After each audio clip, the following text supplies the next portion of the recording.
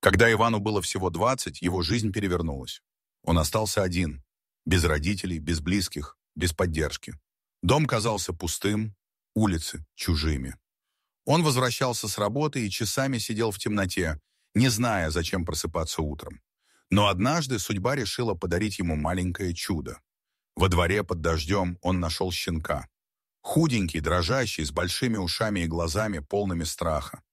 Щенок тянулся к каждому прохожему, но люди проходили мимо. Иван наклонился, протянул ладонь, и тот сразу ткнулся в нее мокрым носом. В ту секунду Иван понял, теперь он не один. «Ну что, будешь моим другом?» — спросил он.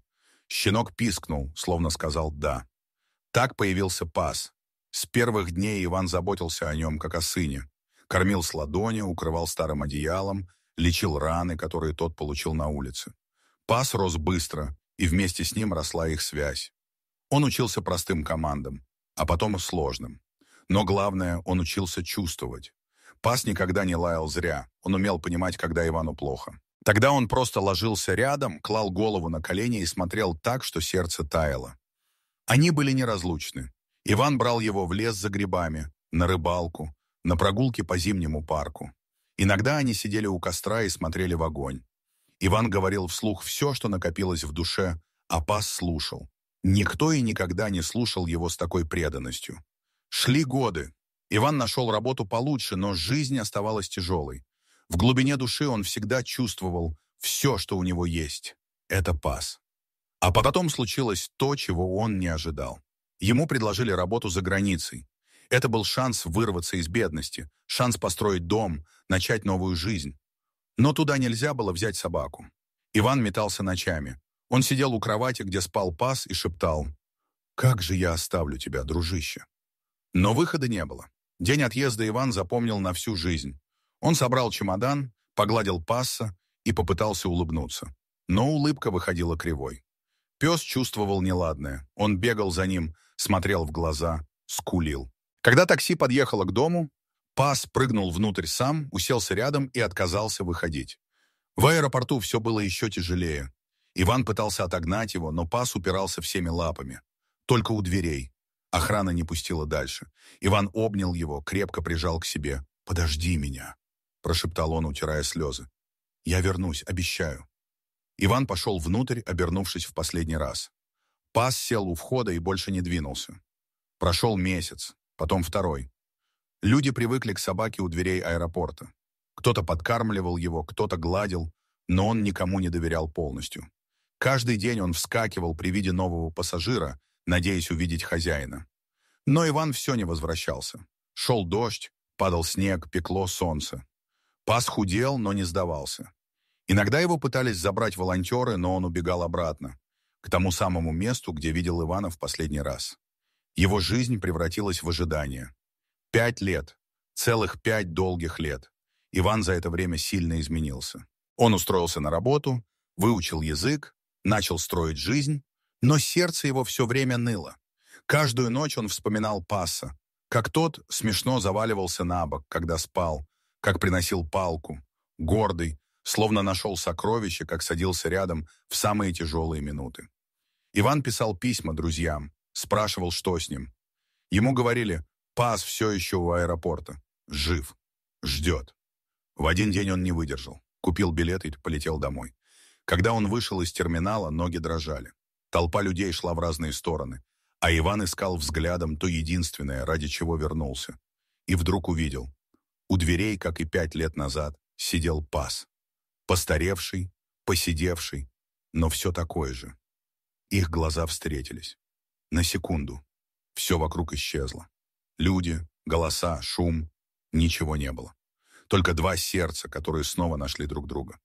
Пас вскочил, как в юности, и со всех сил бросился к Ивану. Толпа расступалась, люди оборачивались. Собака прыгала, лаяла, скулила, выла от счастья. Иван упал на колени и обнял его. Он рыдал, не стесняясь никого.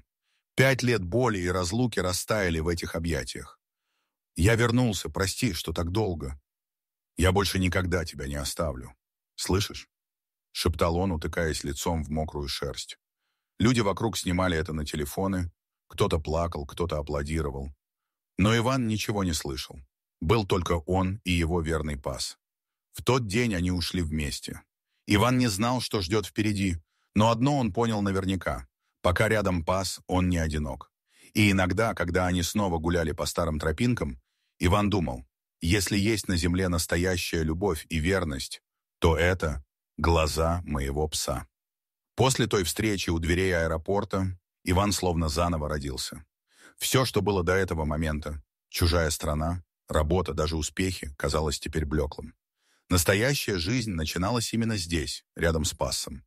Они вышли на улицу вдвоем. Иван шел медленно, все время поглаживая собаку по голове, словно боялся, что тот исчезнет, как сон. Пас, шатаясь от эмоций и усталости, держался рядом, прижимаясь боком к ноге. Он все время оглядывался, словно проверял, правда ли это Иван, не исчезнет ли он снова. Такси подъехало, но водитель сначала колебался. «С собакой нельзя?» Иван посмотрел ему в глаза так, что тот только махнул рукой. По дороге домой Иван держал паса за шею, а тот тяжело дышал, прижимаясь всем телом, будто боялся отпустить. Дома Иван первым делом вымыл его, расчесывал, кормил из своих рук. Пас ел мало, скорее из осторожности, но глаза его сияли. В ту ночь они спали рядом. Иван на кровати, пас на полу, положив голову на матрас. Он не сомкнул глаз, все время всматривался в хозяина. А Иван заснул впервые за 5 лет. Спокойно. Шли дни. Пас постепенно приходил в форму. Иван водил его к ветеринару. Оказалось, у него были шрамы, больные суставы, но сердце здоровое и сильное. «Редко встретишь такую силу воли у собаки», — сказал врач. Иван только кивнул. Он ждал меня. Это его сила. Каждый день они гуляли по старым местам. Пас снова бегал за палкой, хоть и не так быстро, как раньше. Но радость в его движениях была такой же. Иногда он останавливался, поднимал морду к небу и тянулся к Ивану. Взглядом: «Ты ведь рядом, да?» Иван наклонялся, обнимал его и отвечал: «Я рядом, друг. Всегда». Но жизнь не бывает вечной сказкой. Однажды Иван заметил, что пас стал уставать быстрее. После долгих прогулок он ложился на землю, тяжело дышал. Врач сказал: «Возраст. Ему уже много лет. Готовьтесь к тому, что чудеса не вечны». Иван слушал и кивал, но сердце рвалось. Как можно быть готовым потерять того, кто стал твоей душой? С тех пор он стал ценить каждую минуту. Утром они вместе завтракали. Днем Иван брал паса с собой даже по делам, не оставлял одного. Вечером они садились у окна, и Иван рассказывал ему о жизни, о планах, о мечтах. Пас слушал, моргая сонными глазами, но всегда клал лапу на его колено. И вот однажды, спустя несколько лет после возвращения, Иван снова оказался в аэропорту. Но теперь он не улетал, а просто пришел с пасом. Он хотел показать ему то самое место, где они встретились после долгой разлуки. Они подошли к дверям. Люди спешили мимо, но кто-то узнавал их. Ведь история о собаке, ждавшей хозяина 5 лет, давно разошлась по городу. Кто-то улыбался, кто-то останавливался, чтобы погладить паса. Но тот не обращал внимания. Он сел у дверей, положил голову на лапы и посмотрел на Ивана. Иван присел рядом. «Помнишь, друг?» — сказал он. «Здесь ты ждал меня. Ты подарил мне жизнь заново». Пас тихо вздохнул. Его глаза были мудрыми, спокойными, как у того, кто уже все понял. В тот вечер они вернулись домой. Ночь была теплая, звезды сияли. Иван лег рядом с пасом на полу, как когда-то в юности, и долго гладил его шерсть. А утром проснулся от тишины. Пас лежал рядом, все в той же позе, только дыхание его остановилось.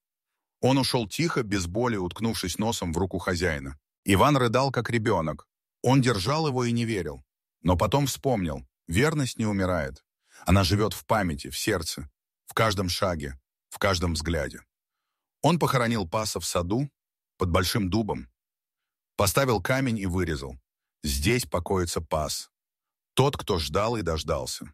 С тех пор Иван часто сидит у дуба и рассказывает ему о своей жизни. Иногда ему кажется, что рядом снова ложится теплое тело и на колено падает лапа. Иван улыбается сквозь слезы и шепчет: «Спасибо, что был со мной. Мы встретимся еще, я обещаю».